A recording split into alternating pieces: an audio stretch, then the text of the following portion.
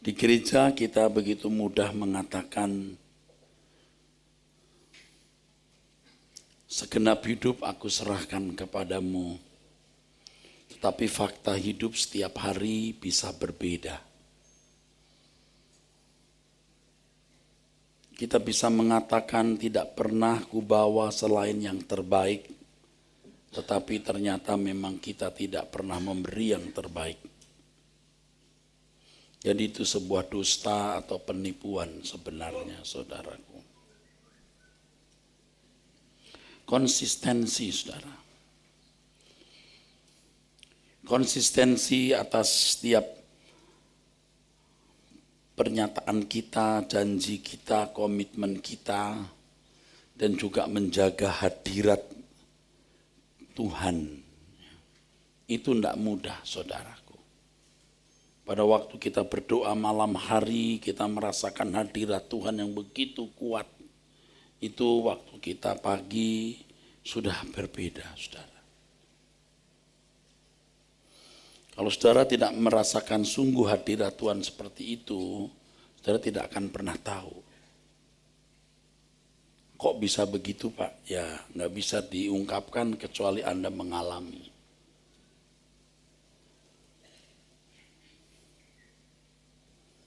Sebab banyak orang berhadapan dengan Tuhan di dalam pikirannya. Ini terutama para pendeta atau teolog. Dia berdoa kepada Tuhan di dalam pikirannya.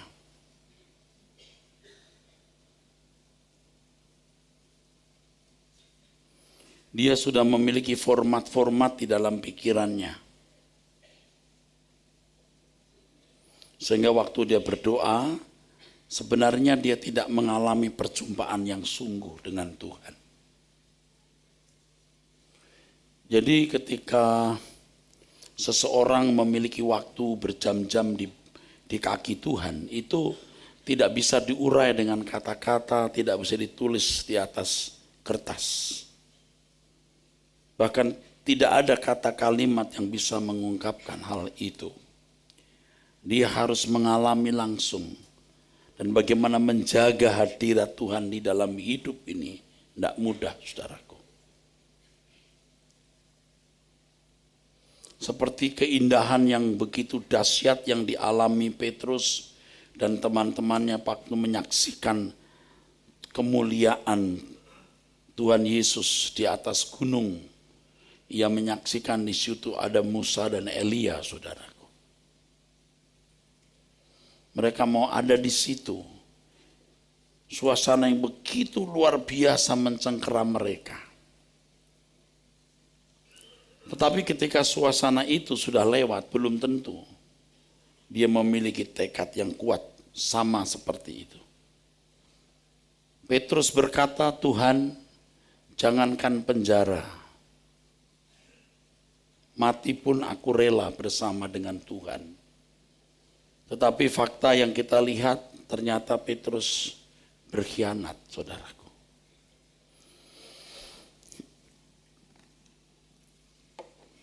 Ada satu jawaban untuk bisa memiliki konsistensi.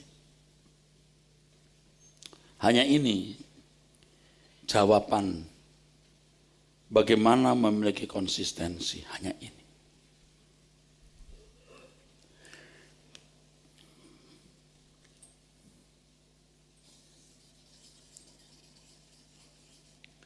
Kematian terhadap diri sendiri.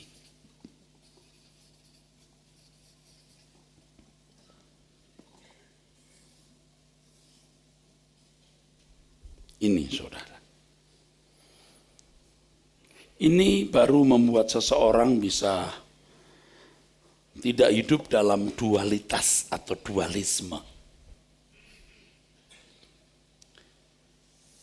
Jadi kalau kita belum total mati terhadap diri sendiri, itu pasti masih punya unsur dualitas atau dualisme. Nah, saya paling takut satu hal, saudaraku. Satu hal. Kita itu sering merasa pinter. Ini saya ya, saudara. Sehingga semua bisa diformatkan di dalam pikiran. Sampai kita tidak bisa mengenali dengan jernih antara pikiran Tuhan dan pikiran kita sendiri. Karena kita punya 1001 argumentasi untuk membela pikiran kita itu yang seakan-akan searah dengan Tuhan. Pikiran kita yang bisa dipertanggungjawabkan oleh kita. Tetapi kita tidak atau belum mempertanyakan dengan serius kepada Tuhan. Tuhan senang gak dengan pikiran ini? Cocok gak dengan pikiran Tuhan? Dan itu biasanya orang-orang pinter itu terjebak di sini. Ya, terjebak di sini. Harus mengalami kematian terhadap diri sendiri baru seseorang itu bisa permanen dan kokoh hidup dalam konsistensi. Di dalam Kolose pasal 3, saudara, ya.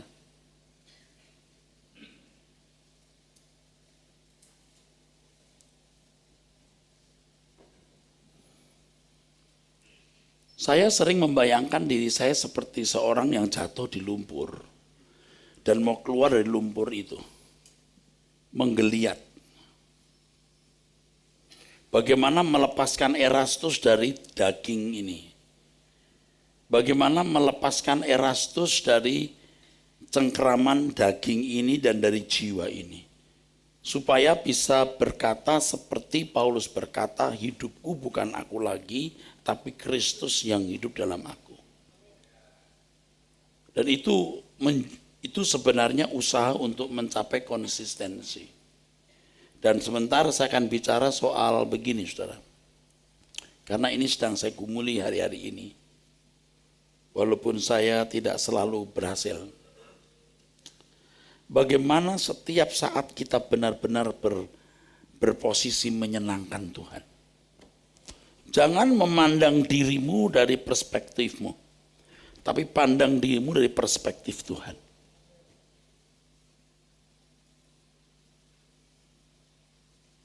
Jangan, oh aku sudah ngerti, aku pinter, aku tidak salah, apa salahku? Ya sudah, kamu jadi Tuhan untuk dirimu.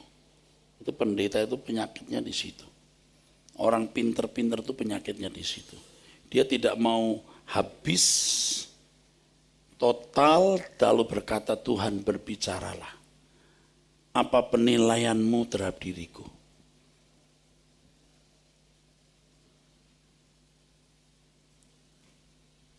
Setiap saat. Nah, nanti kita akan bicara itu. Sebab tidak ada yang bisa menyenangkan hati Bapa di surga selain putra tunggalnya. Tuhan, maksud saya Bapa itu seleranya tinggi dan tidak bisa ditawar. Bapa di surga bisa mentolerir kita yang sedang bertumbuh. Tetapi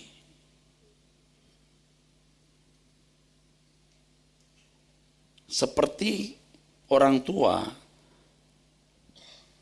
dia mengerti level atau standar yang mestinya dicapai oleh anak itu.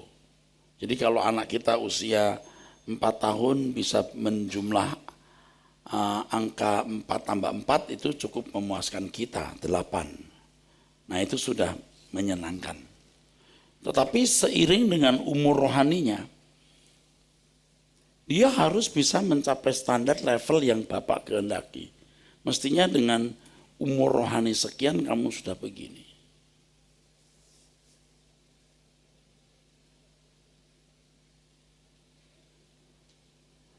Itulah sebabnya kita tiap hari tidak bisa tidak 30 menit, 1 jam di kaki Tuhan. Berbicaralah Tuhan. Kalau enggak, saudara sesat.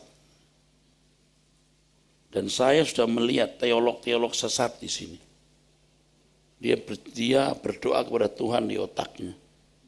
Dia memandang dirinya dengan pikirannya, tapi dia tidak menemukan bagaimana penilaian Tuhan terhadap dirinya.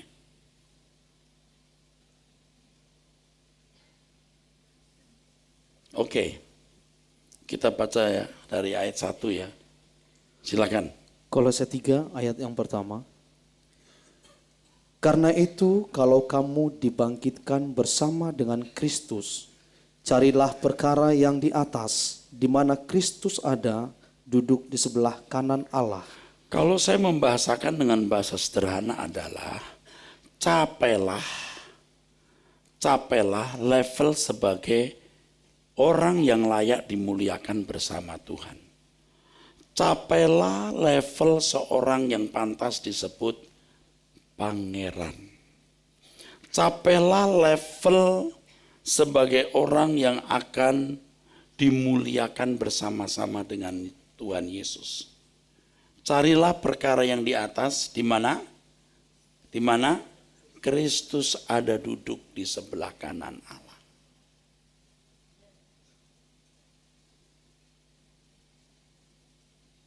Kalimat saya ini tidak sederhana loh saudara. Saya tidak tahu apakah ada 10% di antara saudara yang targetnya itu, aku mau menjadi kelas pangeran.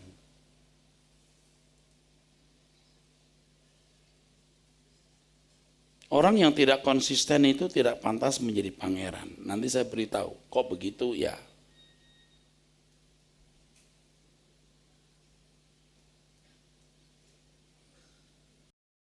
Ingat, musuh yang paling mengerikan itu kewajaran. Hidup wajar seperti anak dunia. Yang targetnya itu ya bisa punya nafkah, punya rumah, Ya enggak apa-apa kalau saudara mau kelas di situ, enggak apa-apa. Itu free will atau kehendak bebas saudara. Tetapi kalau saudara mau belajar firman yang murni yang diajarkan Tuhan Yesus, yang karenanya saudara hadir di sini dan percaya saya sebagai juru bicara Tuhan, saudara harus meninggalkan dunia dengan segala kesenangannya.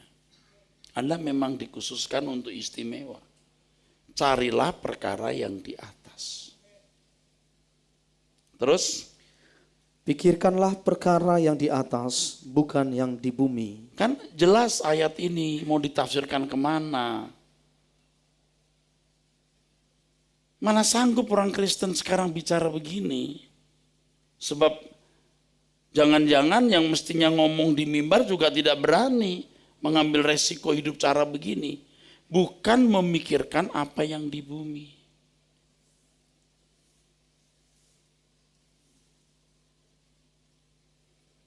Saudara akan sangat menyesal nanti kalau saudara meninggal dunia, saudara menyia-nyiakan kesempatan yang begitu berharga, saudara. Untuk mencapai tingkat kesempurnaan yang layak dimuliakan bersama Tuhan Yesus. Saya juga sedang bergumul, saudara-saudaraku. Sebisa-bisanya saya keluar dari kubangan keduniawian yang sudah mengikat daging kita dan jiwa kita. Pikirkanlah perkara yang di atas, bukan yang di bumi. Dan Tuhan Yesus sendiri berkata, kumpulkan harta yang di surga, bukan di bumi.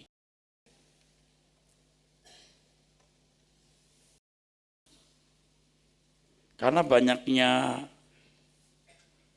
orang yang tidak lagi percaya kepada gereja dan pendeta, ini kalau ngomong begini juga kadang-kadang kita sendiri menjadi ragu-ragu, saudaraku. Ya. Jangan-jangan saya dikira akan memperdaya, saudara.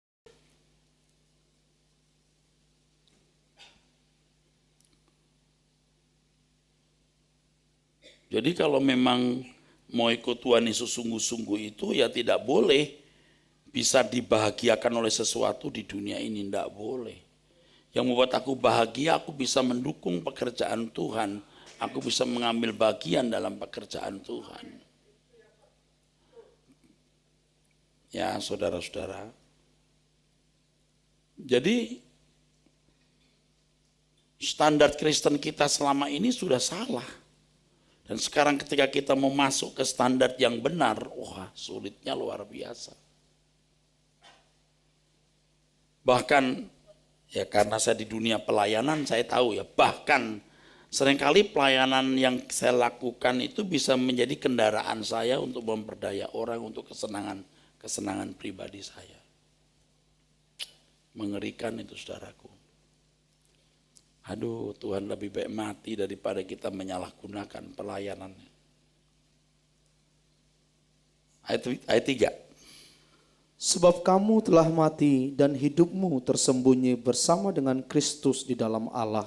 Ya, kamu telah mati, hidupmu tersembunyi bersama dengan Kristus di dalam Allah. Luar biasa saudara, kalimat ini. Kamu telah mati dan hidupmu tersembunyi bersama dengan Kristus di dalam Allah. Jadi sebenarnya yang dimaksudkan di sini bagaimana kehidupan Tuhan Yesus Kristus ada dalam diri kita. Makanya kalau kita menemukan roh Kristus, itu artinya karakter anak Allah ini. Karakter seorang yang diurapi. Karena Tuhan Yesus telah sukses dan diurapi, karakter seorang yang menerima pengurapan itu ada dalam diri kita. Jadi menjadi pangeran kerajaan surga, pangeran-pangeran. Sebab kamu telah mati dan hidupmu tersembunyi bersama dengan Kristus di dalam Allah. Jadi tidak boleh hidup nih Erastus ini. Sebab kalau hidup pasti nanti nggak konsisten. Saya sih yakin loh banyak saudara yang mau gitu, mau hidup benar. Bukan mau bikin dosa, bukan mau tidak setia, bukan mau hidup tidak benar, mau. Tetapi di luar sana sudah bisa berubah, saudara. Kecuali saudara yang tidak punya target, merasa diri saudara sudah stabil, Anda merasa bahwa Anda sudah konsisten. Ini kesombongan kayak begini ini bisa merusak orang kayak begitu.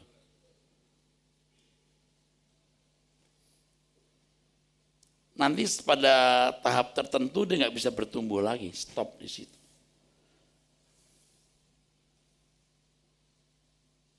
Ia harus menemukan karakter Kristus yang murni, maka tidak boleh puas diri. Harus belajar terus mengenal kebenaran. Ingat, bukan hanya berteologi ya, mengenal kebenaran yang murni, berhadapan dengan Tuhan setiap hari, supaya mengerti bagaimana standar kesucian Tuhan. Dan pasti Roh Kudus akan menolong kita untuk menunjukkan bagaimana pribadi Kristus itu sesungguhnya. Dan ketika kita memahami pribadi Kristus itu, yang bagaimana atau bagaimana sesungguhnya, kita baru tahu kita sudah mati atau belum. Unsur-unsur manusia lama kita itu sering masih muncul, saudara. Itu yang membuat kita nggak konsisten. Bukan bermaksud mau salah.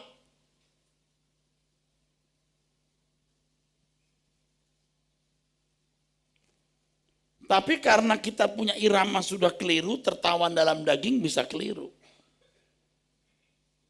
Nah, kita harus ingat satu hal ini. Sebab kamu telah mati. Harus diingat itu. Tuhan yang berhak menggunakan segenap hidup kita.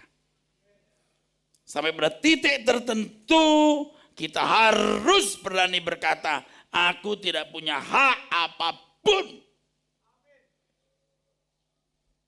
Aku tidak berhak punya keinginan. Sebab semua yang kuingini harus kehendak Tuhan. Itu baru jadi hamba Tuhan yang benar.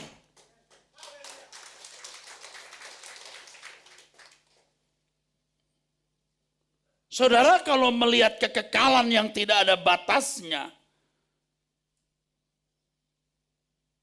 akan sangat bisa mengerti apa yang saya katakan ini. Akan sangat bisa mengerti dan mau menerima. Kan dikalimatkan Tuhan Yesus jelas, bukan kehendakku yang jadi Bapa, kehendakmu lah. Itulah sebabnya saudara, tadi saya katakan minggu ini saya sedang menggumuli hal ini. Jadi waktu saya mau khotbah pun saya bertanya kepada diri saya, saudaraku, kalau aku berdiri di mimbar, aku mengucapkan kalimat A, B, C, D, dan buat ini, buat itu menyenangkan Bapak enggak? Nanti di tengah-tengah masyarakat, kehadiran saudara itu kehadiran Tuhan. Karena perasaan Tuhan dialirkan di situ. Konsistensi kita itu bukan hanya menjadi orang yang tidak melanggar hukum, bermoral baik. Konsistensi kita harus sampai titik di mana Tuhan menjadikan tubuhmu baitnya, jiwamu menjadi perasaan Allah, tempat bejana pikiran perasaan Tuhan. Sehingga ketika kita ketemu semua orang begini, nah itu perasaan Tuhan yang kita alirkan.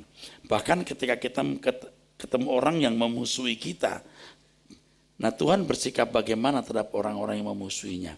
Mengasihi bukan mengasihi. Tidak membuat konflik atau menunjukkan kebencian. Apapun, dan itu indah sekali. Nah cuman masalahnya kita sering lupa. Kita turun dari sini, kaki kita diinjak, bisa lebih ngamuk kita. Matanya di mana sih? Udah segede kingkong, sepatunya gede begini. Mana baru pakai kutek tadi.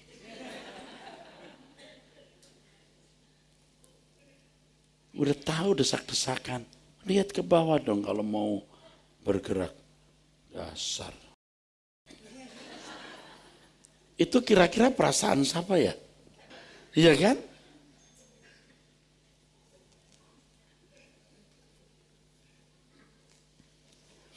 Dan ini kehormatan, dengan cara itu kita menyenangkan Tuhan loh saudara.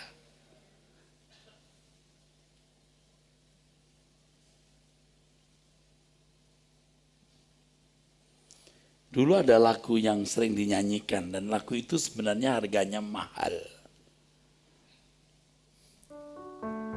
Tuhan menginginkan daku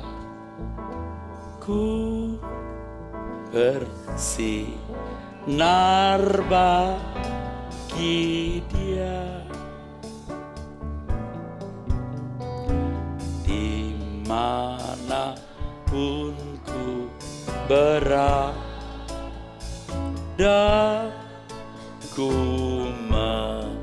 mengenangkannya. Bersinar,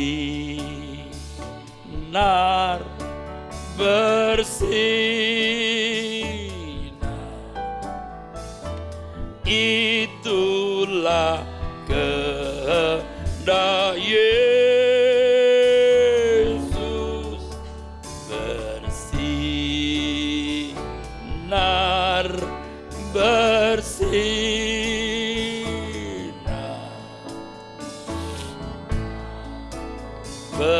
bersinar terus. Kan sebenarnya bulan itu tidak punya api, saudara. Bulan itu gelap, saudara. Tapi kalau kita melihat bulan itu bercahaya, itu dia hanya memantulkan cahaya matahari, saudara.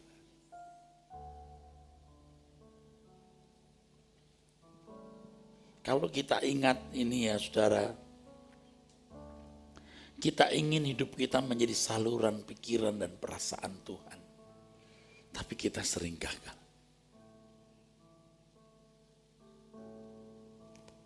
Jangan puas diri Anda orang baik. Saya udah baik.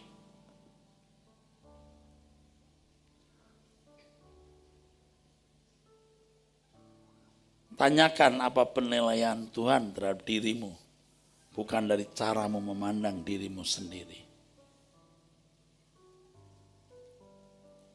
Saya bukan sebagai orang yang sudah sempurna, saudaraku. Tapi saya berjuang dan saya bergumul.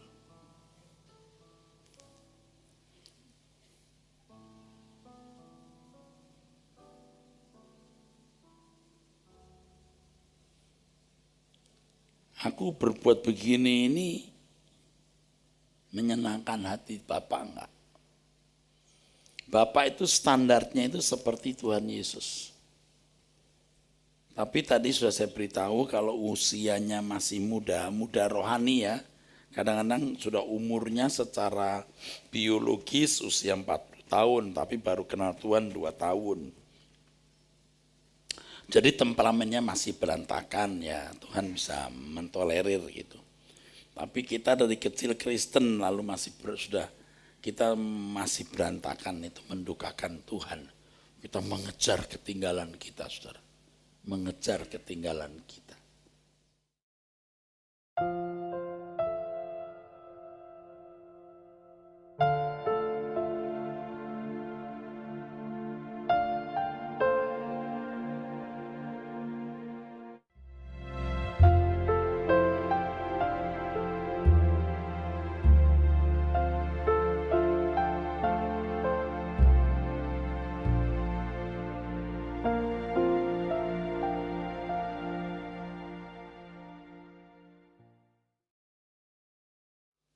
Makanya kalau saya minta ampun kepada Tuhan, saya memeriksa diri saya sendiri. Kamu minta ampun mau apa? Betul kamu mau menyenangkan hati Tuhan?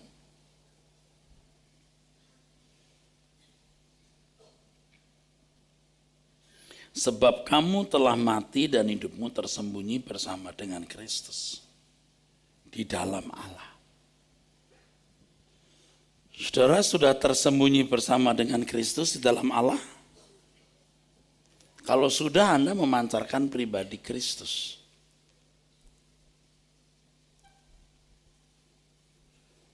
Kalau Alkitab berkata tubuhmu bait Roh Kudus, itu bukan sebagian loh, segenapnya. Kalau kamu ditebus dan kamu bukan milik kamu sendiri, itu bukan sebagian loh, itu seluruh hidup saudara. Untuk menjadi saksi. untuk menjadi terang yang memancarkan terang Tuhan. Nah selama ini kalau kita nyanyi atau banyak orang Kristen nyanyi menjadi terang dunia, terang, apa maksudnya? Cerita tentang Tuhan Yesus. Apa maksudnya menjadi terang? Menjadi terang adalah kalau engkau berperilaku seperti Tuhan Yesus, mengalirkan pikiran dan perasaannya. Orang-orang seperti ini akan sulit melukai orang. Memang bisa disalahkan. Jadi orang-orang baik seperti ini sering juga dimusuhi. Betul. Ini nggak bicara tentang saya ya, untuk siapapun ya. Dimusuhi. Dan kalau ada orang baik dimusuhin, yang musuhin itu pasti bukan Roh Kudus. Kalau dia punya Roh Kudus, dia tidak akan memusuhi orang yang punya Roh Kudus itu. Tidak mungkin. Tidak mungkin. Roh Kudus pasti bicara kepadanya, jangan musuhin dia. Pasti. Nah, sekali lagi saya ingatkan ya, banyak orang merasa sudah benar dirinya, punya Roh Kudus, sudah punya pengalaman pelayanan, lalu menilai orang dengan mudah. Dia tidak berjalan dengan Tuhan lagi. Hati-hati, saudara. Hati-hati.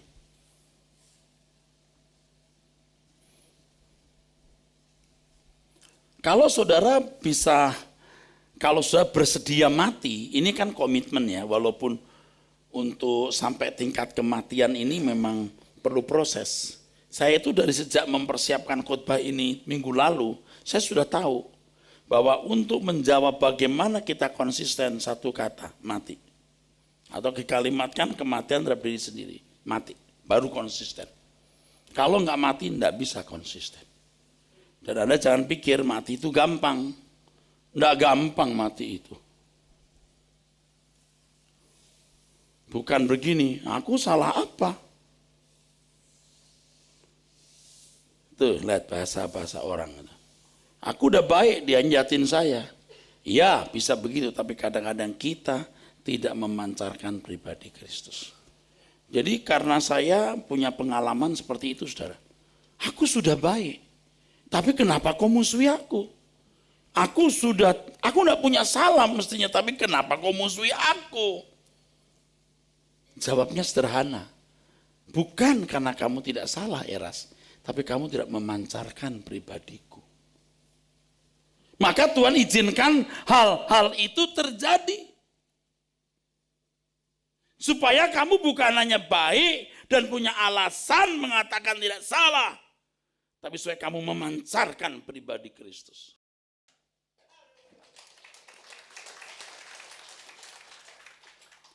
Saudara pasti punya pengalaman ini dalam lingkungan rumah tangga, keluarga, pergaulan. Pasti. Saya itu udah baik loh, tapi mertua saya luar biasa jahatnya. Lebih jahat loh dari setan. Loh. Dari mulutmu aja ketahuan kamu enggak benar. Saya sudah baik loh. Ah, itu dia. Kurang apa suamiku? Ah. Aku layani dia tapi lihat tuh balasannya. Nanti kita juga begitu. Kurang apa aku sebagai suami? Coba cari suami sebaik saya. Cari kalau ada. Ya nggak ada di jagat raya cuman kamu. Aku sudah benar Pak. Sebagai suami udah aku penuhi semua tanggung jawab saya. Memang dasar perempuan itu. Masalahnya bukan di situ. Kamu enggak punya salah, betul. Istrimu wataknya jelek, betul. Tapi kamu belum memancarkan pribadi Kristus. Saya itu ngalamin Pak. Jadi dulu saya itu bela diri habis-habisan. Lalu saya berkata begini, biar Tuhan akan membalaskan. Aku sudah melayani Tuhan baik-baik. Aku tidak punya salah. Bahkan orang itu telah menerima kebaikanku. Balasannya lihat begitu. Jahatnya. Masalahnya bukan kamu nggak punya salah, memang nggak punya salah terhadap dia. Emang dia jahat. Dari sudut manapun kamu benar kok. Tapi dari sudut aku kamu salah. Kamu belum memancarkan pribadiku. Oke, boleh tepuk tangan, saudara. Saudara itu mengerti nggak saya ngomong apa ini? Oke? Saudara mau melakukan nggak? Jadi bukan karena kita sudah benar nggak punya salah ya. Orang menjati kita lalu kita bisa berkata Tuhan ampunilah dia. Karena dia tidak tahu apa yang dia perbuat. Lalu Tuhan berkata kamu juga tidak tahu apa yang kamu perbuat. Kenapa? Kamu baik tapi kamu belum memancarkan pribadiku. Amin saudara. Jadi kalau tadi kita nyanyi lagu itu, saya sering lihat orang nyanyi lagu itu. Dia bisa dengerin gini, oke deh. Ngerti nggak ya? Saya dari dulu sudah tahu ini. Tapi tidak sedalam hari ini. Anda juga pasti belum pernah mendengar ucapan seperti ini. Sudah baik tapi dijahatin. Jadi kenapa ya? Oh aniaya. Enggak, Tuhan mau kamu meningkatkan kebaikanmu sampai tingkat mengenakan pribadi Kristus.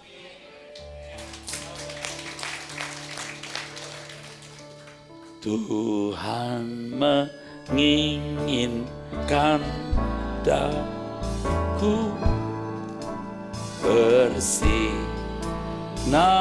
bagi Dia.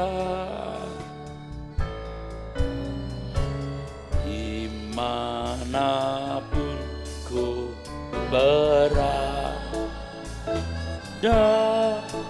ku mengenangkannya.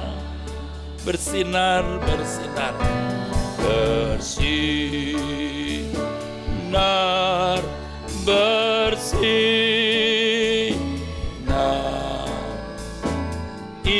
Itulah kehendak Yesus.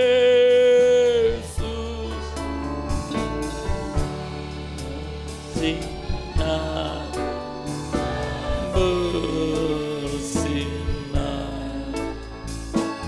Aku bersinar terus. Saudara percaya enggak? Yang sungguh-sungguh mau bersinar saja sering gagal loh. Apalagi yang tidak ingin bersinar. Mungkin Anda berkata salahku apa? Ya udah kalau kelasmu salahku apa terserah. Disitulah. Dan banyak orang baik yang gak punya salah. Bermoral, sopan. Dan dia bisa mempertanggungjawabkan seluruh perbuatannya dengan segala alasan. Tapi pertanyaannya, dari sudut pandang Tuhan, Tuhan sudah puas gak dengan keadaanmu?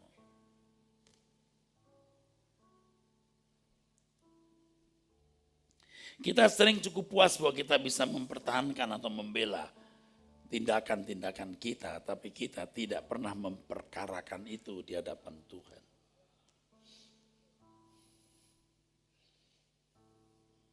Oleh sebab itu pertanyaan yang harus kita gumulkan adalah, apakah aku sekarang ini dalam posisi yang benar-benar menyenangkan Tuhan? Ada pribadi yang hidup, yang maha tahu, yang hadir di mana-mana, yang melihat seluruh perbuatan kita, dan yang responsif dan reaktif terhadap tindakan kita. Bukan hanya tindakan kita loh, tapi gerak pikiran perasaan kita, saudaraku sekalian. Kalau sudah mati artinya kamu tidak berhak punya keinginan. Waduh, kalau sampai tingkat ini banyak orang tewas. Saya termasuk sudah pernah, gak ngerti.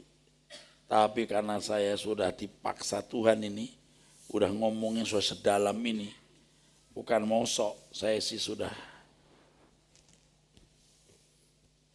nekat. Aku tidak mengingini apa yang Tuhan tidak ingini. Aku minta Tuhan tolong saya, supaya semua yang kuingini selalu sesuai dengan pikiran perasaan.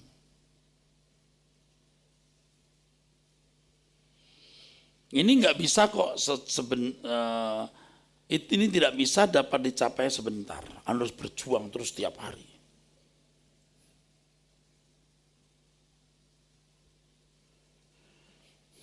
Lagu ini kan sudah saya tulis lama, tapi prakteknya rasanya baru sekarang. Ini pun belum lulus banget. Tak layak ku berhak miliki diriku, hidup hanya untuk kesenanganku. Selamanya Kau Tuhan, ku umat tebusan, hidup hanya untuk kepentingan-Mu. Tak layak ku berhak,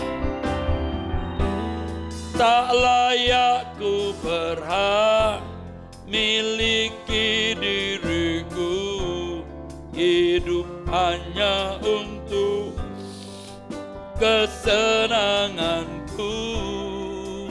Selamanya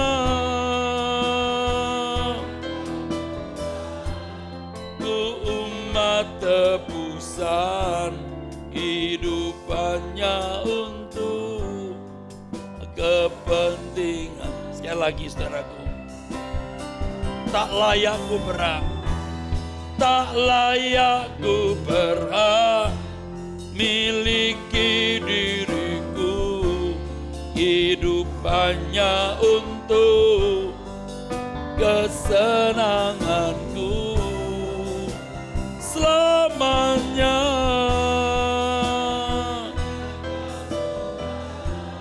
ku umat tebusan, hidup hanya kepentingan-Mu. Kalau saya boleh menggunakan satu kalimat, walaupun ini tidak tepat betul, seakan-akan Tuhan berkata begini, saudara, aku pinjam tubuhmu, aku pinjam bejana jiwamu, biar ku pakai sesukaku dan jiwamu ku isi dengan pikiran perasaanku.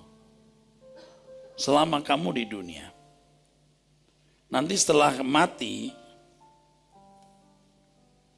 tubuh kita dikubur, jiwa roh kita abadi, kesadaran kita abadi, Tuhan kasih tubuh baru. Tetapi ingat, dengan kesediaan kita menjadi bejana Tuhan ini, kita diubahkan di situ. Punya keinginan di dunia ini berbahaya, saudaraku. Berbahaya. Punya keinginan di dunia ini berbahaya. Karena saudara,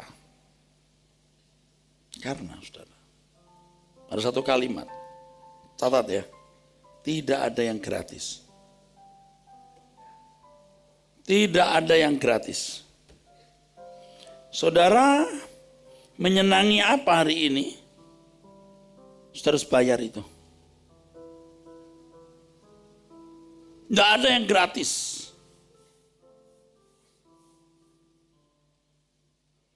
Kalau aku tidak punya keinginan, aku hanya menginginkan kehendak Tuhan terjadi, aku akan dibayar. Tapi kalau aku menyenangkan diriku sendiri, mau memuaskan keinginanku sendiri, aku harus bayar juga di kekekalan. Saudara bisa mengerti maksudnya, saudara? Yang saya katakan ini benar sekali, saudara. Tidak salah, tepat sekali, ini benar. Tidak ada yang gratis. Jadi kalau saya lihat, ini dari perenungan yang saya miliki, menyaksikan hidup banyak orang. Orang-orang yang sedang menyenangi banyak kesenangan-kesenangan dunia ini, saudaraku sekalian, nanti dia akan bayar. Semua untuk dirinya. Semua untuk dirinya. Dia akan bayar dia suatu hari. Oleh sebab itu, betapa indahnya kalau kita punya prinsip makananku melakukan kehendak Bapa. dan menyelesaikan pekerjaannya.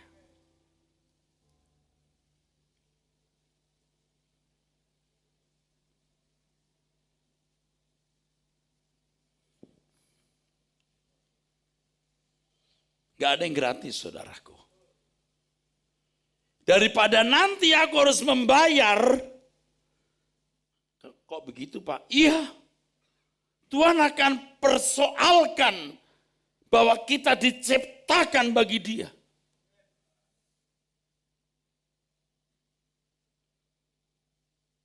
Hidup ini gak gratis, kita milik Tuhan loh. Dan harus bayar dalam pengabdian yang sepenuhnya bagi Allah, Bapak Ibu, saudaraku. Daripada aku bayar nanti, aduh kalau bisa Tuhan ku matikan semua kesenanganku di dunia. Supaya aku hanya mengingini kehendak-Mu, seperti yang dikatakan oleh Tuhan Yesus, makananku melakukan kehendak Bapa dan menyelesaikan pekerjaannya. Aku akan memetik buah nanti di kekekalan. Nah, kehidupan wajar yang Bapak Ibu miliki ini harus diganti. Memang di mata dunia Anda tidak punya salah. Anda bisa membela dengan 1001 alasan. Bisa. Tapi saudara meleset dari rencana Allah.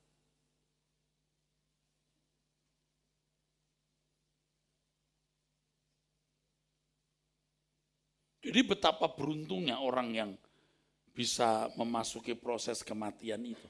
Ayat berikutnya dibaca. Baca. Apabila Kristus yang adalah hidup kita. Jika Kristus adalah hidup kita, hidupku bukan aku lagi tapi Kristus. Ini luar biasa. Kita berlatih terus, jangan pakai standar Erastus, standar David, standar Agus, standar saudara masing-masing, tetapi standar Kristus. Dan Roh Kudus akan menolong. Jadi kita sudah punya prinsip, aku mengenakan pribadi Kristus. Kalau Tuhan hidup pada zaman sekarang harus berbuat apa? Aku mau melakukan itu. Dan Tuhan pasti tolong. Pasti beri petunjuk dan pimpinan. Tapi kalau sudah merasa, sudah baik, aku nggak punya salah. Ya di situ saja engkau ada. Di situ saja engkau.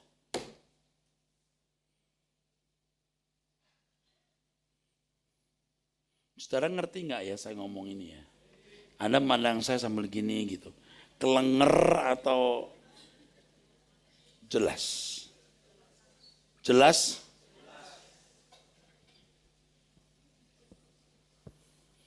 Kristus yang ada hidup kita. Menyatakan diri kelak. Terus? Kamu pun akan menyatakan diri bersama dengan Dia dalam kemuliaan. Ya. Baru dimuliakan. Jadi kalau kita tidak mengenakan kehidupan Kristus, kita nggak layak dimuliakan. Bapa itu absolut sudah. Standarnya tinggi, harus seperti Tuhan Yesus. Walaupun tadi saya katakan ada proses. Nah kita jalani proses itu. Sampai ketika kita menutup mata, kita didapati Tuhan berkenan. Maka di kalimat berikutnya, matikanlah dalam dirimu. Matikanlah. Bejanamu itu tidak boleh hanya retak, tapi dihancurkan supaya bejana Tuhan dalam hidupmu, bukan bejanamu sendiri. Makanya kalau ada orang nangis-nangis KKR itu cuma retak. Karena retak-retakan. Ada kan Gucci yang dikasih tulis kayak retak, tapi ternyata cuma lukisan retaknya. Kita pegang gini. Ini kok enggak retak ya? Kayaknya retak. Oh enggak, lukisan retaknya.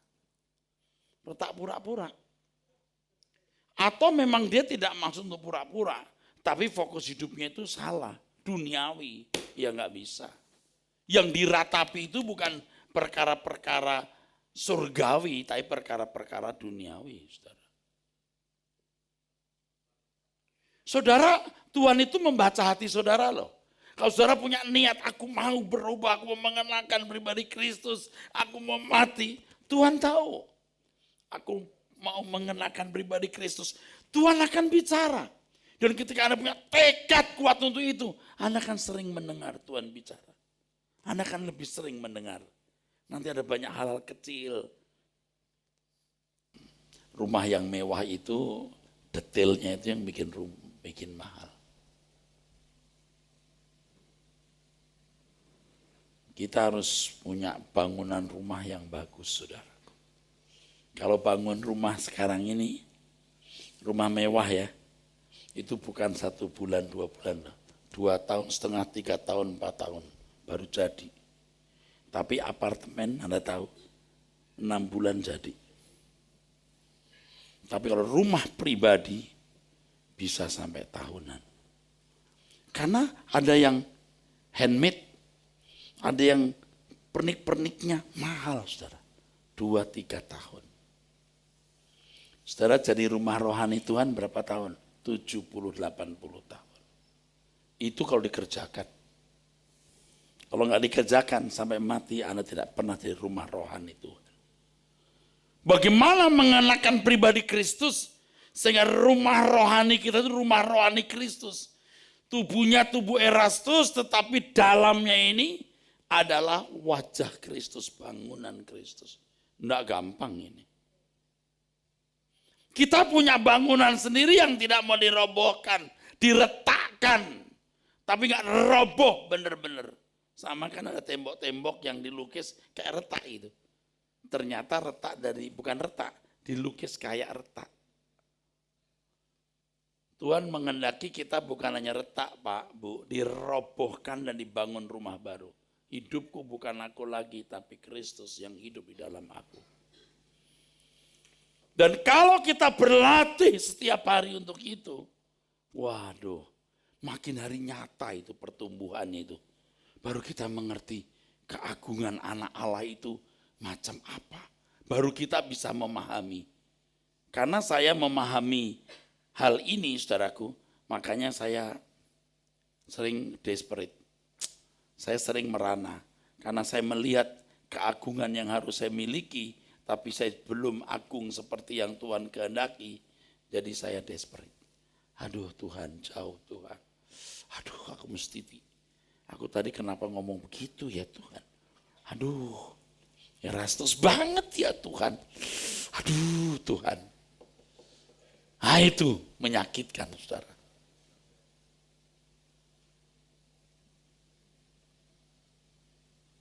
Ketika saudara punya komitmen yang sungguh-sungguh untuk itu, dan punya langkah yang serius untuk merubah diri, mengenakan pribadi Kristus dalam hidupmu, dengan belajar firman 30 menit tiap hari, periksa diri, Anda akan lebih sering mendengar Tuhan berbicara. Ajaib loh. Anda akan sering mendengar Tuhan berbicara. Dan dari pengalaman yang saya dapat ya saudaraku, Tuhan itu memperbaiki kita sangat bertahap. Sangat bertahap. Mengenakan pribadi Kristus sangat bertahap. Jadi Tuhan tambahkan ini. Wah, kayaknya udah luar biasa. Aduh masih ada yang kurang. Terus tuh, luar biasa saudara. Jadi kalau kita tidak punya komitmen sungguh-sungguh, tidak bisa berubah. Orang yang serius saja sangat bertahap. Ini tidak bisa saya jelaskan. Hal ini tidak bisa saya jelaskan. Mengapa, saudara? Ya saya tidak tahu kasus saudara masing-masing itu apa. Nanti saudara akan tahu bagaimana Tuhan menggarap saudara sesuai dengan keadaan saudara yang khas, yang khusus itu.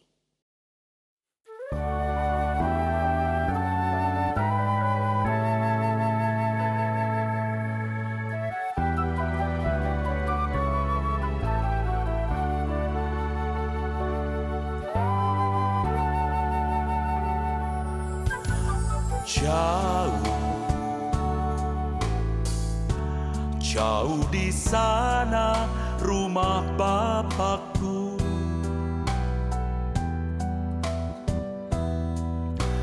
indah di belakang langit biru.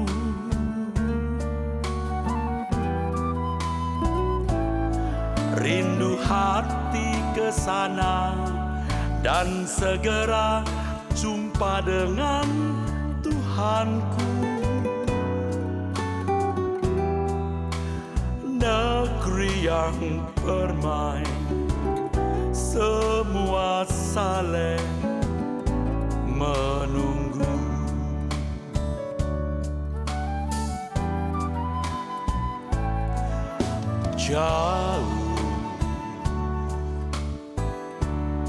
Jauh di sana rumah Bapakku.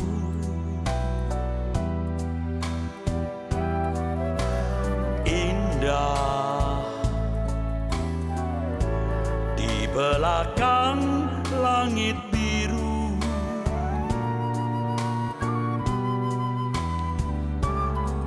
Rindu hati ke sana dan segera jumpa dengan Tuhanku. Negeri yang permai, semua saling menunggu.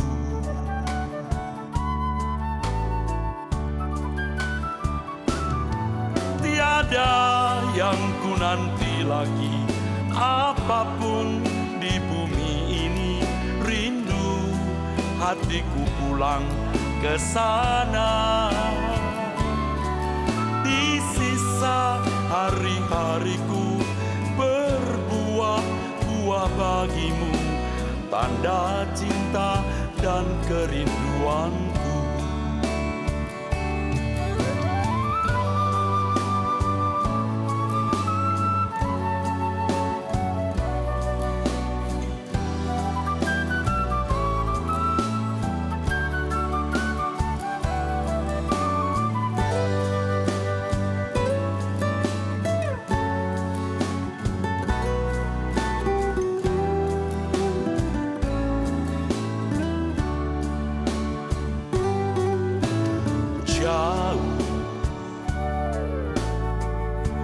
Jauh di sana rumah Bapakku.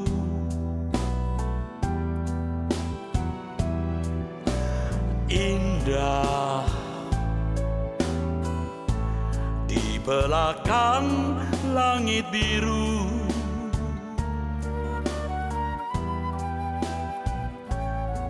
Rindu hati ke sana dan segera jumpa dengan